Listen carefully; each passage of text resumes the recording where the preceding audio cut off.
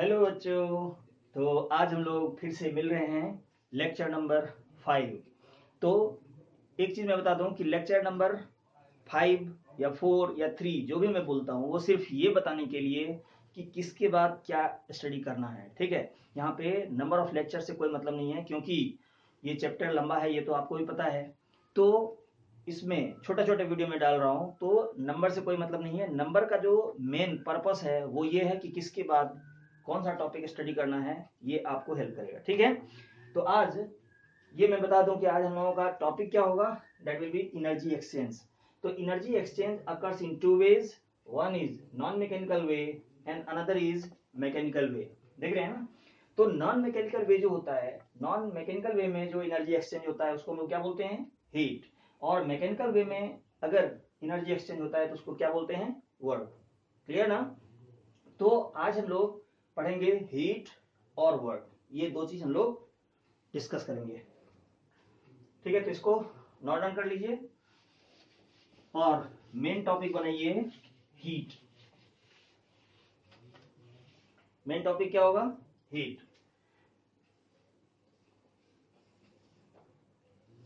ठीक है, अब देखो यहां पे क्या लिखा हुआ है, हीट। तो सबसे पहला चीज हीट है क्या। तो ये चीज फिजिक्स में भी पढ़े हो, वहां पर भी देखने को मिला होगा कि हीट, लाइट, साउंड, ये सब सारा का सारा क्या है, that is form of energy. Heat क्या है, form of energy. Form of energy. ठीक है, तो इसको अगर डिफाइन करने के लिए कहेगा तो डिफाइन कैसे करोगे। तो डिफाइन करना है कि heat is a form of energy which is produced due to temperature difference. यानी कि हीट को अगर कोई डिफाइन करने के लिए कहेगा तो क्या कहेंगे, heat is a form of energy which is produced due to temperature difference. Clear ना। तो इसमें कोई दिक्कत नहीं है। हीट क्या है, ये पाथ फंक्शन है। Heat, it is path function.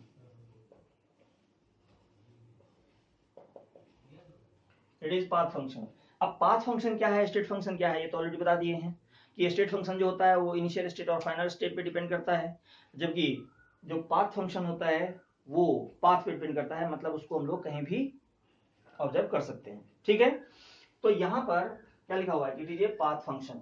अब यहां पर कहता है कि जैसे साइन कन्वेंशन हम लोग देखेंगे, तो साइन कन्वेंशन में क्या होगा कि heat released by the system. अब देखो यहां पर क्या कहता है कि heat released by the system, ये क्या हो जाएगा, heat released by the system, ये होगा निगेटिव। और heat released on the system, ये क्या हो जाएगा,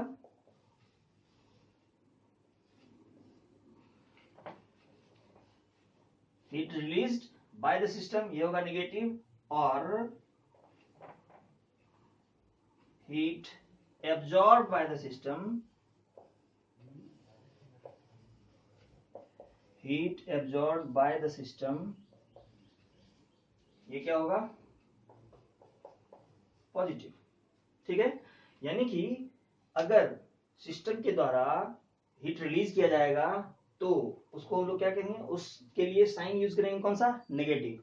और अगर हीट एब्जॉर्ब होगा सिस्टम के द्वारा तो वहां पर क्या होगा, साइन हो जाएगा पॉजिटिव। अब देखो यहां पर कहने का क्या मतलब हुआ कि इसी को अदर लैंग्वेज में भी बोला जा सकता है। जैसे यहाँ पे लिखा हुआ है कि heat release by the system, system जो है वो हीट रिलीज कर रहा है।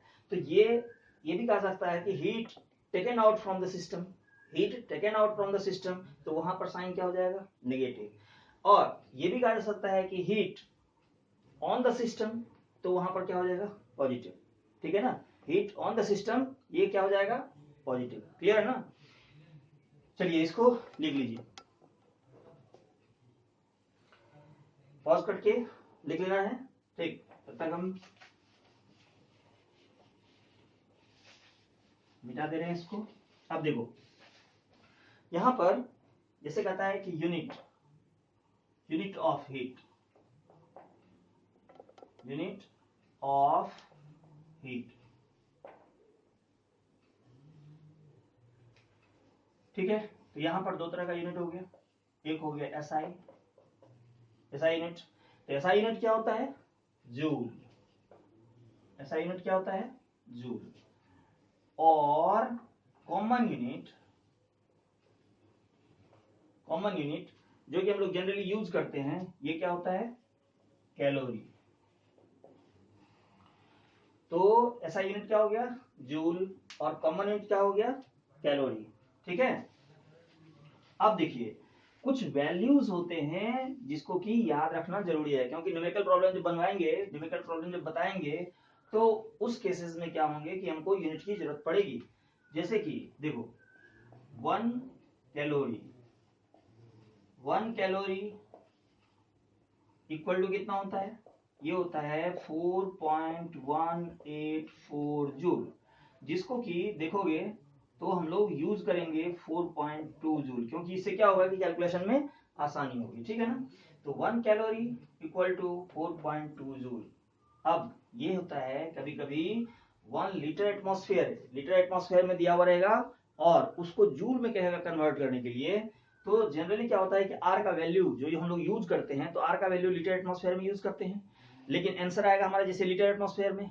अब वहां पर आंसर पूछ दिया जूल में, तो क्या करेंगे? तो उसके लिए ये कन्वर्सन जो है ये जरूरी है। तो यहाँ पर एक चीज ये भी लिख लेना है कि 1 लीटर एटमॉस्फेयर इक्वल टू कितना?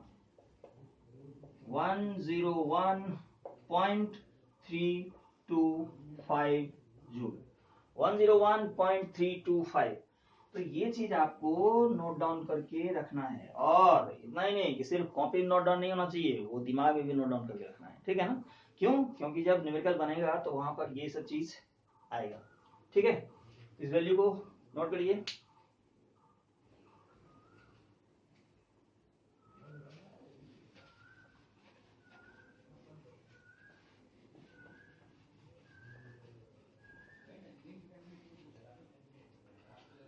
ठीक है, आगे बढ़े।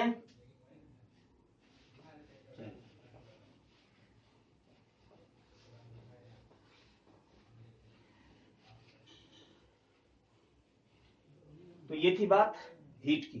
ठीक है, अब हम लोग वर्क क्या होता है, तो वर्क पे फोकस करेंगे। ठीक है, वर्क। अब देखो यहां पर जैसे वर्क की बात हो रही है, तो यहां पर शुरुआत में मैंने कहा था क्या कि mechanical way of energy exchange is called work done. यानी क्या लिखोगे? Mechanical way of energy exchange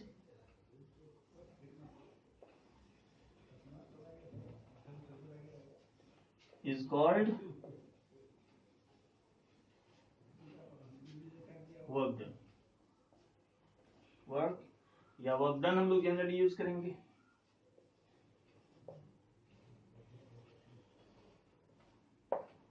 ठीक है, समझ में आ गया ये वर्क क्या है? अब देखो जैसे कि एग्जाम्पल के तौर पे हम लोग देखते हैं इलेक्ट्रिकल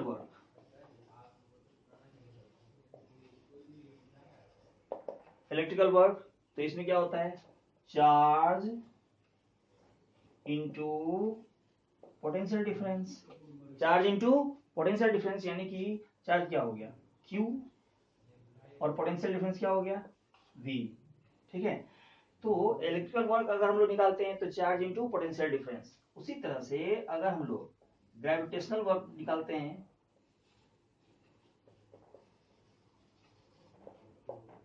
अगर निकालते हैं तो क्या होता है? ये होता है mgh। सिमिलरली अगर हम लोग आगे बढ़ते हैं, सपोज करो कि spring, work done for spring, work done in case of spring, अगर ये हम लोग देखते हैं तो ये आता है कितना? 1/2 kx²। ठीक है, तो यहां पर ये सब चीज आप पढ़ चुके हैं फिजिक्स में। ठीक, वहां पर ये सब पढ़ाई हुई है। ठीक, अब हम लोग देखेंगे कि केमिस्ट्री में, थर्मोडायनेमिक्स में हम लोग किस तरह से वर्क डन निकालते हैं। ठीक ना, इसको नोट डाउन कर लेना है। इसमें कोई दिक्कत, यहाँ तक कोई प्रॉब्लम नहीं। अगर बाय द वे कुछ भी ऐसा हो तो मेरे कमेंट बॉक्स पे जाकर के आप उस पर लिख सकते हो कि हाँ इसमें क्या है। हाँ, एक चीज आप लोगों की शिकायत आ रही है कि आवाज थोड़ा सा कम आ रहा है। पहला शिकायत था कि म्यूजिक ऐड नहीं करना है, मैंने म्यूजिक ऐड करना बंद कर दिया। अब अगर ये है कि आवाज नहीं आ रही है तो मैं उसको भी जल्द से जल्द उसमें सुधार आ जाएगा। अभी लॉकडाउन चल रहा है तो लॉकडाउन में आपको पता है कि मार्केट सब बंद है, तो उसके लिए हमको जाना पड़ेगा बिग मार्केट, जो कि अभी थोड़ी दिक्कत है, इसीलिए थोड़ा सा कंसीडर करना है। आप इस चीज को ईयरफोन लगा करके सुना करिए तो क्या होगा कि स्पष्ट सुनाई पड़ेगा। मैं उसको सुन करके देख चुका हूं और तब ये बताना है कि क्या कोई प्रॉब्लम तो नहीं है। अगर कुछ भी फिर भी प्रॉब्लम आता है तो you are welcome to comment in the comment box. ठीक है, चलिए आगे बढ़ते हैं।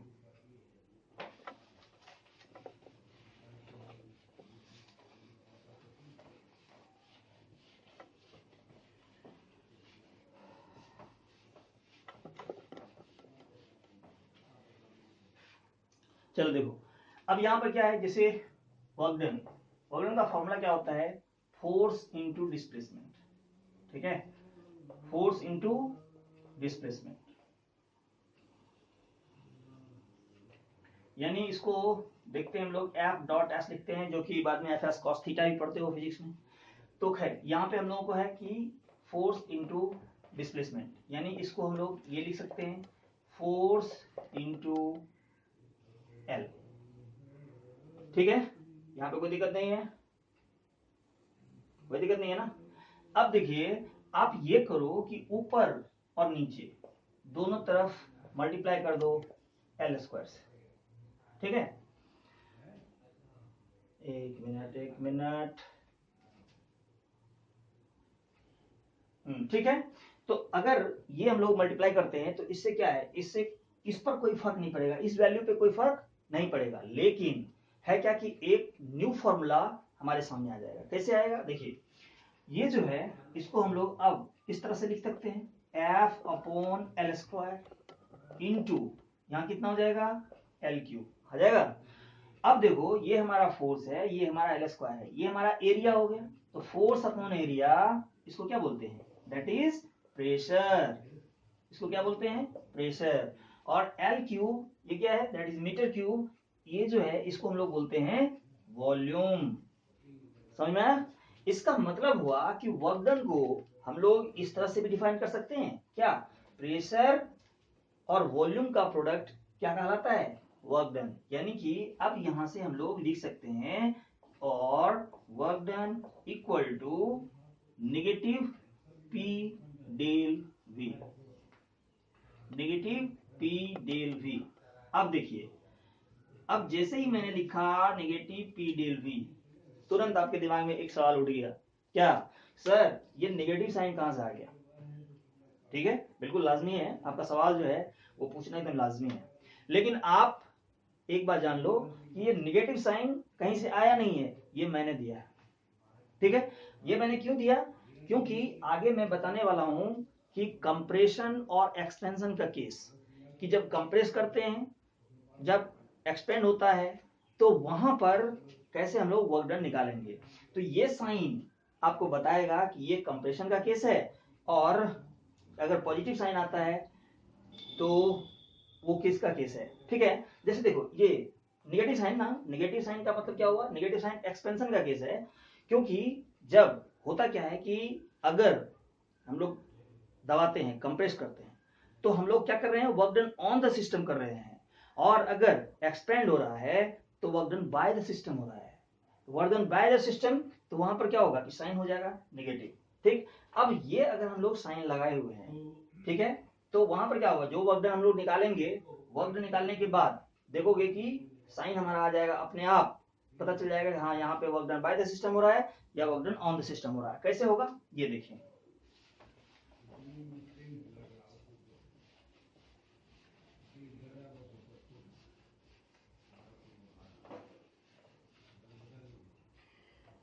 अब यहां पर देखिए केस केस वन,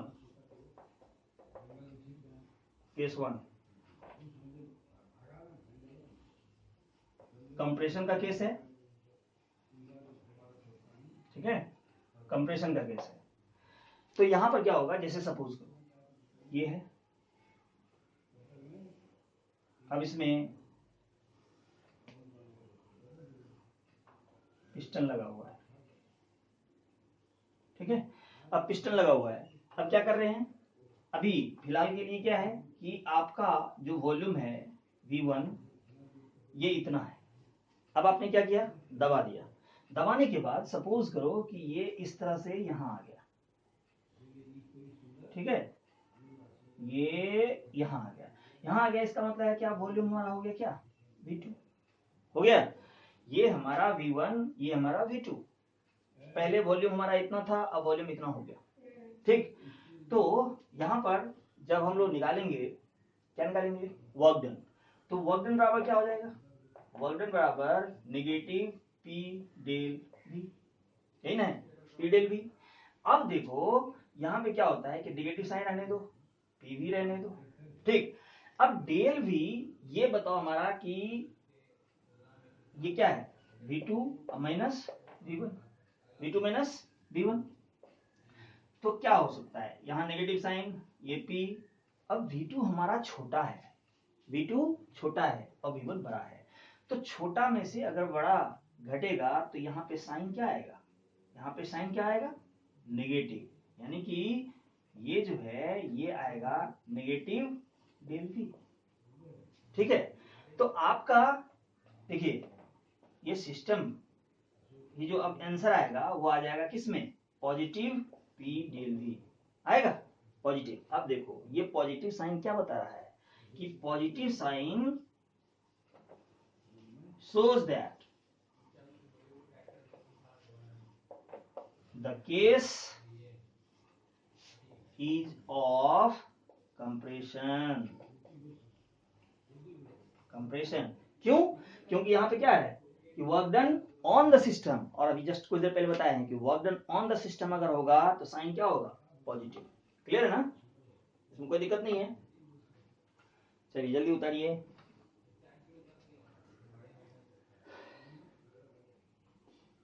चलिए अब देखते हैं दूसरा केस। ये दूसरा केस ये है एक्सपेंशन, दूसरा केस है एक्सपेंशन, ठीक है, एक्सपेंशन। अब देखो क्या होता है कि साइन किस तरह से चेंज होगा ये देखना है। तो यहां पर क्या है कि ये जो, अब तो इसको सॉलिड लाइन से बनाते हैं, क्यों, सॉलिड लाइन से बनाने का पर्पस ये है कि ये आपको पिस्टन हमारा ओरिजिनल पिस्टन है, सॉलिड लाइन क्या बताता है कि ओरिजिनल, ठीक है, ये हमारा ओरिजिनल पिस्टन है। अब यहां पर ये जो वॉल्यूम है ये क्या हो गया, V1, क्योंकि पहले से दबा हुआ है। अब क्या हो रहा है कि इसको रिलैक्स कर रहे हैं, एक्सपेंशन का केस हो रहा है। एक्सपेंशन का केस होने का मतलब कि ये जो पिस्टन है, ठीक है, ये पिस्टन अब यहां से उठा, ठीक है, और उठा और ये आकर के रुका कहां, यहां पर, देख रहे हो ना, यहां पर रुक गया। यानी कि जो कंप्रेशन के केस में V1 था, अब यहां पे क्या हो गया, V2, ठीक है, V2। मतलब ये है कि ओरिजिनल जो था वॉल्यूम वो हमारा कम था, अब क्या हो गया कि वॉल्यूम हमारा फिर बढ़ गया, ठीक है। तो वॉल्यूम बढ़ गया तो यहां पर V2 का वैल्यू बड़ा हो गया और V1 का वैल्यू छोटा हो गया। तो ये साइन क्या आएगा, पॉजिटिव। और ये साइन जब पॉजिटिव आएगा तो ये साइन क्या हो जाएगा, माइनस प्लस माइनस। और ये नेगेटिव साइन ये क्या बताता है, अब देखो कहता है कि negative sign shows that the case is of expansion, case is of expansion। यानी एक्सपेंशन के केस में क्या होता है कि work done by the system. जैसे देखो पिस्टन हमारा ऊपर जा रहा है, तो पिस्टन ऊपर जा रहा है, इसका मतलब क्या हो रहा है कि ये सिस्टम जो है ये इसको ऊपर पुश कर रहा है, तो work done by the system, तो work done by the system क्या हो गया, नेगेटिव साइन। क्लियर ना, चलिए तो आज हम लोग कंप्रेशन और एक्सपेंशन का केस देखे हैं। अब इसमें आपने देखा क्या साइन कन्वेंशन आता है, जैसे हीट में भी हमने कहा कि heat on the system, heat bye the system, work done on the system, work done by the system. तो ये सब चीज जो है साइन कन्वेंशन है, इसको हम लोग थोड़ा सा लिख लेते हैं अलग से, ठीक है।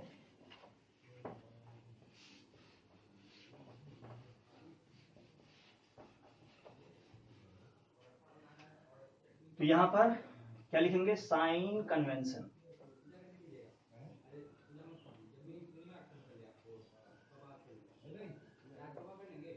साइन कन्वेंशन, ठीक है। तो साइन कन्वेंशन में क्या है, जैसे पहला है कि heat released by the system. देखो heat released by the system, heat released by the system, यानी कि हम लोग इसको दूसरा टर्म भी दे सकते हैं क्या, एब्जॉर्ब्ड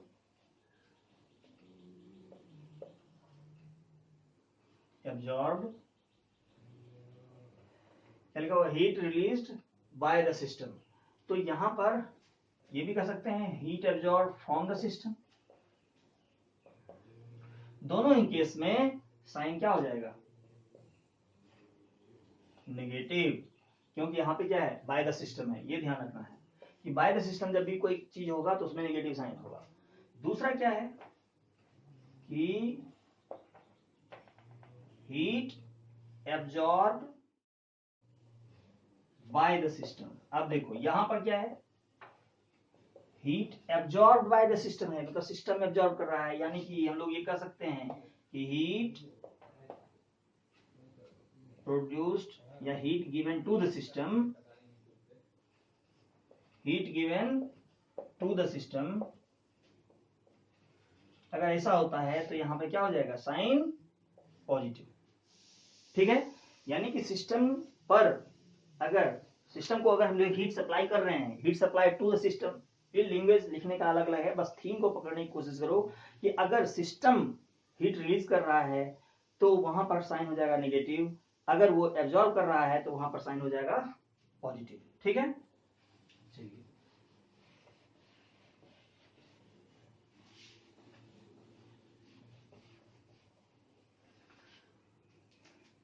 अभी क्या बताए थे, work done by the system, work done by the system, ये क्या हो गया, नेगेटिव। दूसरा है work done on the system, work done on the system, ये क्या हो गया, पॉजिटिव, ठीक है। फिर इंक्रीज इन